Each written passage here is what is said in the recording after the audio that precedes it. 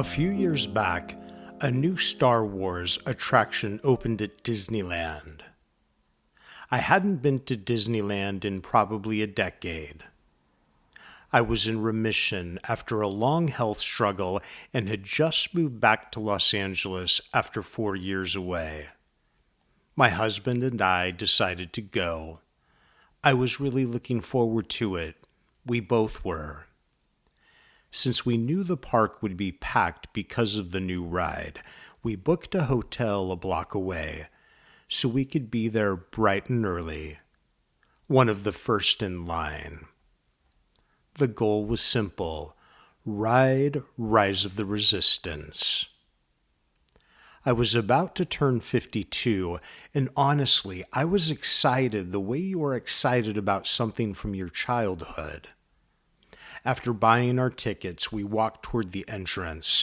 About 30 people were already waiting in front of us at the turnstiles, just minutes before the park opened.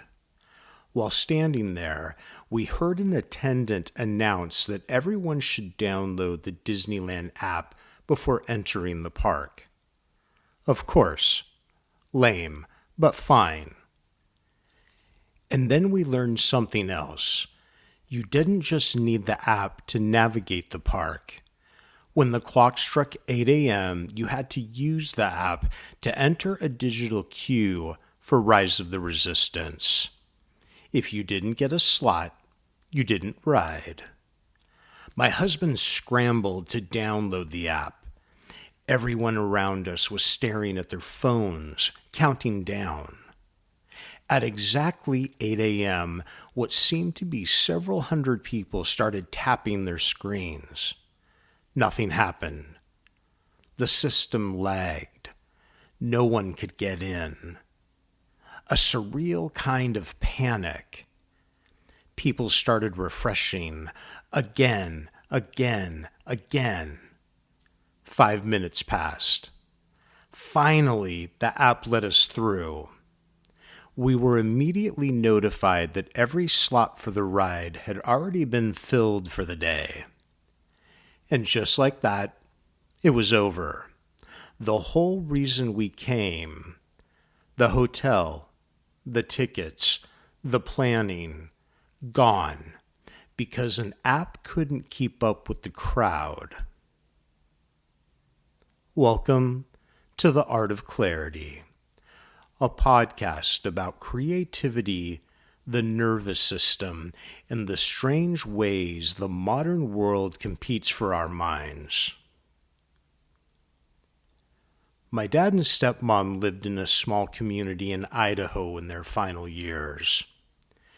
And there was something my dad would do every single year, like clockwork. Every time a new iPhone came out, they would drive about 30 miles into the nearest town, walk into a mobile carrier store, and buy the most expensive model they had. The biggest screen, the highest storage, the Pro version. Every time. And toward the end, the last few times they did this, my dad was well into his 80s. And for some reason, he was convinced that this next one would be easier, that the newer version, the faster version, the more expensive version, would somehow make the whole thing simpler. It never did. He could barely text. Same with my stepmom. And yet, every year, they would walk out of that store with another phone, another version of the same promise, that if they just had the right device, the system would finally make sense to them. That morning at Disneyland made me realize something I hadn't really thought about before. We still had a good time, of course, but I haven't been back. Not because I was angry. I mean, not getting on a ride isn't exactly a tragedy. But the whole experience got me thinking about something I hadn't really considered before. The elderly. Not just in this country, but everywhere. Imagine grandparents who saved for several years to surprise their grandkids with a trip to Disneyland. Maybe they flew in from somewhere in the Midwest. They arrive at the park excited, grandkids in tow. And suddenly, they discover something they didn't expect. The park doesn't really run on lines anymore. It runs on apps. You need a phone to reserve the rides, a phone to reserve the restaurants, a phone to reserve the shows, a phone to build a lightsaber, a phone for almost everything. And if you don't know how the system works, or you don't even realize you need it before you arrive, you're already behind. I kept imagining those grandparents standing there, holding the hands of two excited kids, realizing that the experience they thought they had bought into wasn't available to them anymore. Not exactly the happiest place on earth.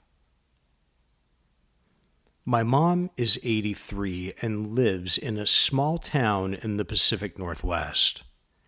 And for 83, she's still doing amazingly well.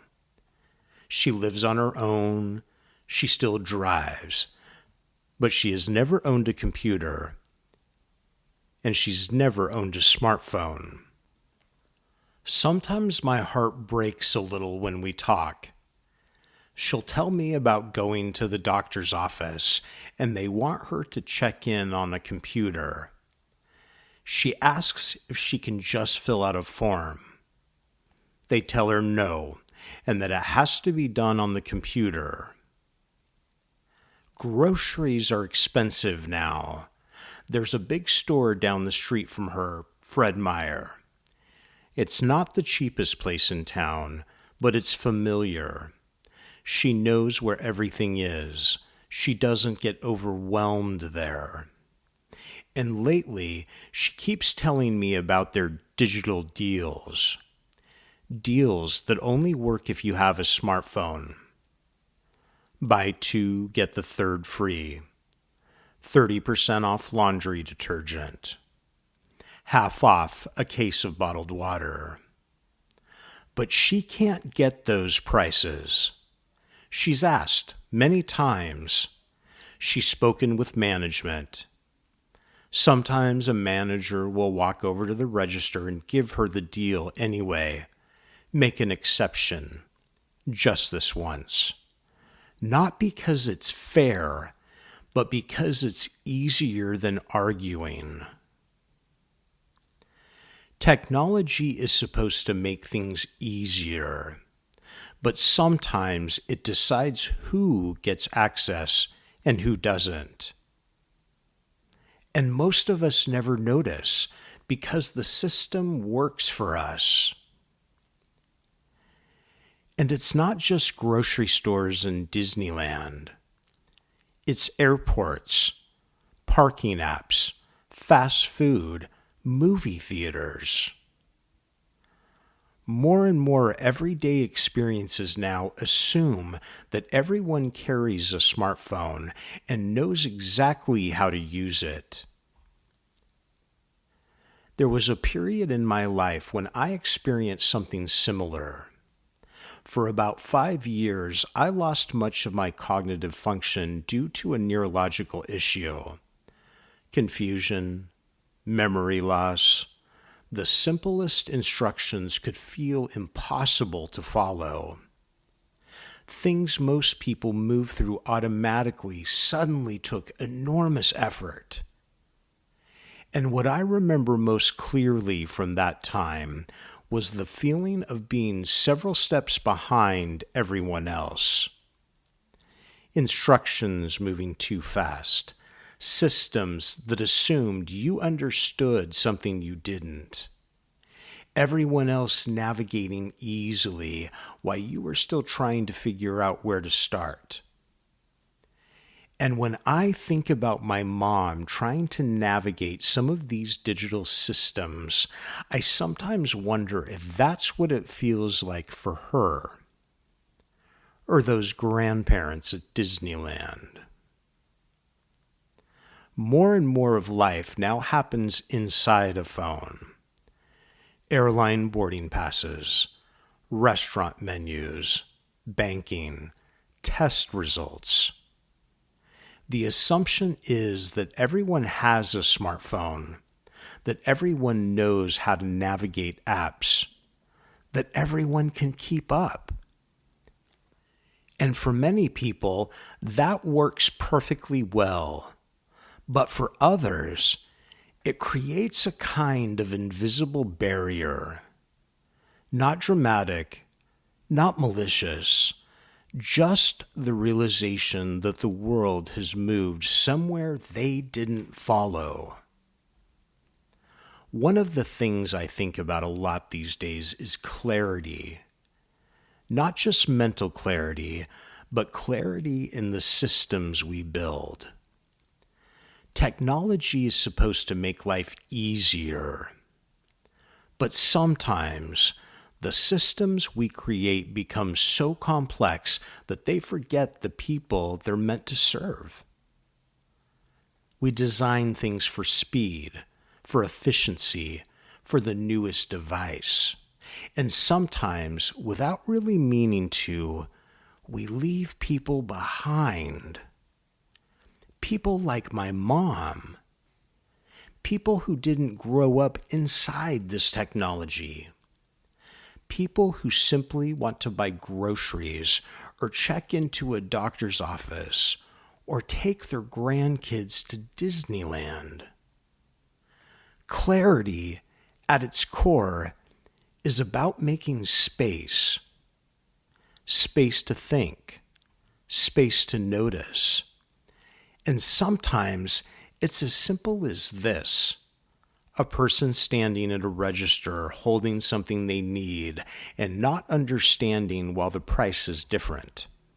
Or standing at the entrance to an amusement park holding the hands of two excited kids and realizing the day has already been decided without them.